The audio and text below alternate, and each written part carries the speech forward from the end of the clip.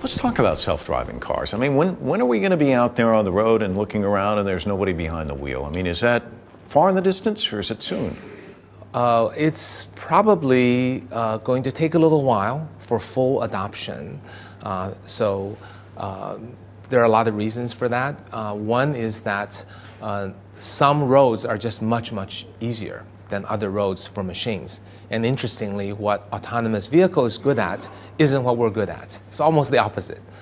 Many drivers hate parallel parking, but autonomous vehicle can park perfectly because it can measure, because it's a fixed problem. It's not different every time. It's between two cars, a certain distance. You have to turn at exactly the right angle. It's better than any human for that.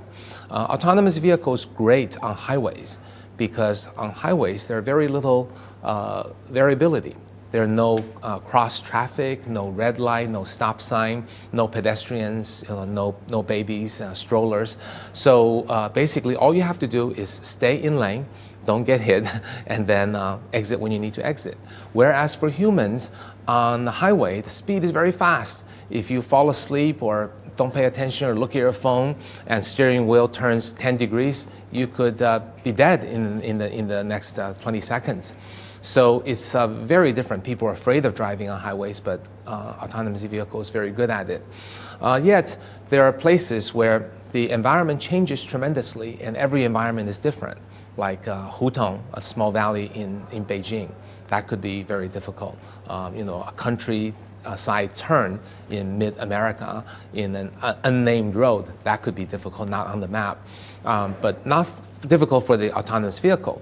But for the human, you're just reacting, to the cats and dogs and kids running around, and certainly you won't hit them if you're human because you recognize each one as is.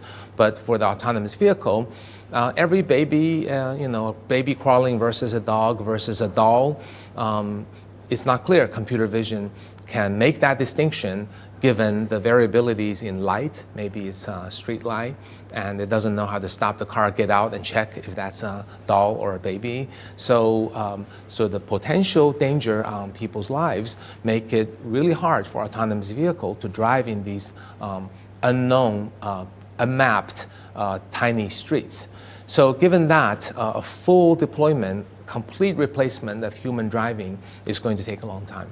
One final point is that new cities, smart cities, could accelerate this.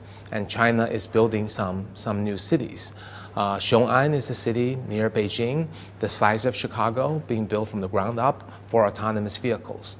While that city will take many years to construct, when it's done, it will be immediately and hopefully fully ready for autonomous vehicle. Because if we think about it, the limitations I talked about, the hutong, the alleys, and the mud roads, they were designed for human driving. And if we're thinking of a world where humans don't drive, one could already design a new city in which it's fully for autonomous vehicle. And I know that in the US, in New Mexico, as well in Saudi Arabia, a city called Neom are being constructed. So it's possible these new smart cities will generate a lot of excitement for more and more cities to be built or rebuilt, and that could also accelerate the adoption of autonomous vehicle as well as other technologies.